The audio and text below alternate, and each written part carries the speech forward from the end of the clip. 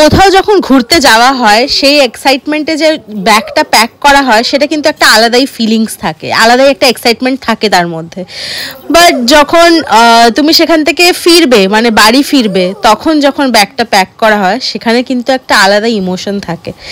এতদিনের আনন্দ, এতদিনের মজা, সেই আবার বাড়িতে যাব, আবার একই জীবন, একঘেয়েমি জীবন, মানে একটু মেনে নিতে খুবই কষ্ট হয়। বাট একই মানে জীবনে তো ফিরতেই হবে, কাজকর্মের জীবনে তো ফিরতেই হবে, সেটা তো করতেই হবে, সেটা তো না করলে কোনো উপায় নেই। না করলে তো হচ্ছে এরকম সুন্দর সুন্দর মজার দিনগুলো, এরকম ঘুরতে যাওয়ার দিনগুলো উপভোগ করা যায় না। তো দেখো তোমাদেরকে হোটেলের আউটলুকটা একটা দিলাম, হোটেল গোল্ডেন সানে যেখানে আমরা ছিলাম নিউ দীঘার। তো সেখানে কিন্তু দেখালাম, পুরো ভিউটা দেখালাম। আর লেফট সাইডে কিন্তু আমাদের গাড়িটা রাখা ছিল, আর এখানে সামনেই ওদের পার্কিং আছে হোটেলের একদম সামনে। তো দেখো তারপরে ভিতরটা তোমাদেরকে দেখাই। এখানে কিন্তু বিলিং ফিলিং সব কিছু হচ্ছে। একটু পরেই আমরা চেক আউট করবো, তাই জন্য সব বিল টিল করার জন্য এখানে হচ্ছে দাঁড়িয়ে আছে ওরা, হিসাব টিসাব করার জন্য। আর এইদিকে দেখো কিন্তু ডাইনিং স্পেসটা আছে। আমরা ডাইনিং স্পেসটা কোনো সময় ইউজ করিনি, আমরা খাওয়ার ঘরেই অর্ডার দিয়েছিলাম, মানে ঘরেই, মানে রুমেই এসে আমাদেরকে দিয়ে গেছিলো খাবার। তো দেখো ম্যাওয়ের ছোট্ট একটা বেবিকে যে কিনেছে, সেই বেবিটাকে নিয়ে কিন্তু ঘুরে বেড়াচ্ছে। চলো গাড়িতে ওঠা যাক। তো এখন তো আবার বাড়ি যেতেই হবে। এই যেটা বললাম এক্ষুনি, মনটা একটু খারাপ খারাপ, আর সমুদ্র পাহাড় ছেড়ে যেতে সত্যি খুব কষ্ট হয়। তো আমরা ব্রেকফাস্ট করে বেরোইনি হোটেল থেকে, তার কারণে কিন্তু আমরা বাইরে দাঁড়িয়ে এক জায়গায় ব্রেকফাস্ট করে নেব। তো এক একজন এক রকম খেয়েছিল। যেই দাদারা আমাদের সাথে গেছিলো, দাদা সীমা, ওরা কিন্তু মুড়ি খেয়েছিল, মুড়ি তরকারি।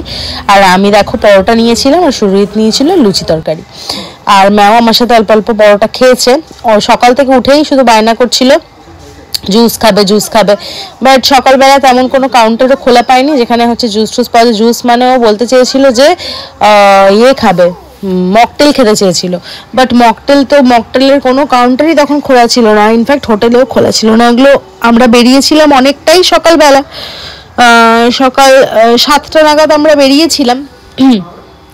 তো সে কারণে কিন্তু না, 7টা না, আমরা 9টা নাগাদ বেরিয়েছিলাম। তারপরে এই ওখানে মোটামুটি 10টা 11টা না হলে কিন্তু কাউন্টার খোলে না মকটেলের, একটু বেলা হলে তখন কিন্তু খোলে।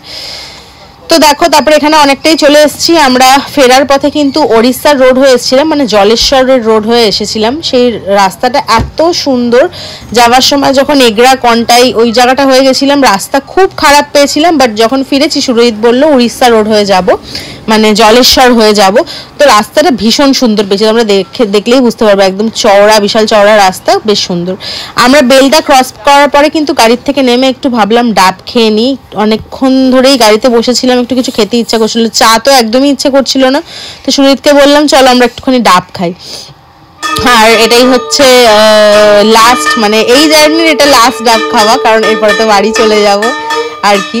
আর দেখো সেদিন কিন্তু ছিল পূর্ণিমা। আমি বাড়িতে এসে দেখছি মা বাবা দুজনেই কিন্তু পুজো করছিল, মানে বাবাই অ্যাকচুয়ালি পুজো করছিল, মার রান্না বান্না থাকে সেই জন্য, পড়ানো থাকে। বাবাই কিন্তু এখন আমাদের পূর্ণিমা পুজোটা বাবাই করে।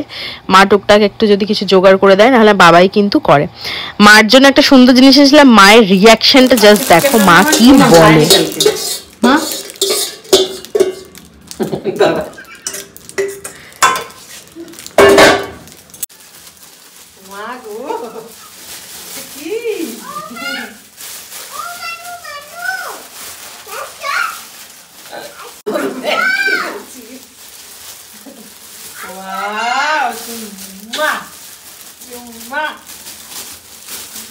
এইটা নিয়ে জানা করা হবে নাকি?